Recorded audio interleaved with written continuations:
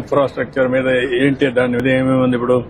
అది only commissioner infrastructure ఒక vertical create చేశారు సార్.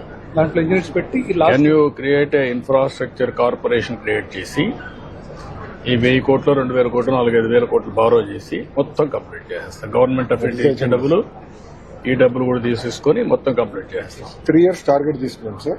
సార్ ఇప్పుడు స్కూల్స్ అన్ని we created star ranking sir based on infrastructure and ఇంకో పక్కన లెర్నింగ్ అవుట్కమ్స్ 2 చేసి sir.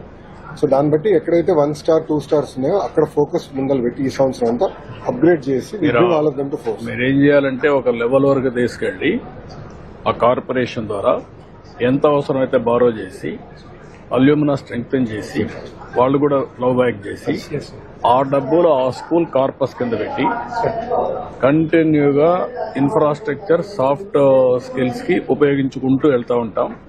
Every school will have A corpus. Star ranking చేశాం కదా సార్.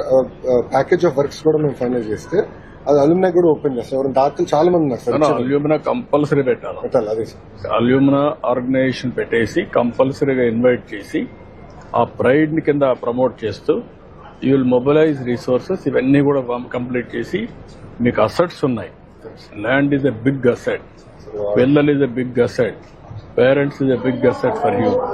ఆ మోటివేషన్ పోయింది over a period of time. వీళ్ళందరినీ మనం ఒక స్ట్రక్చర్ కింద తీసుకొస్తే ఇప్పుడు 2,000 కోట్లు అవుతుంది. Start the work, create a corporation. Government ఇస్తాం, లేకుంటే బారో చేద్దాం, పెట్టేద్దాం. Then it will have a అవన్నీ తీసుకొస్తాం. అవి 2 తీసుకొచ్చి దానికి వైబిలిటీ గ్యాప్ దీంట్లో కూడా ఇస్తాం.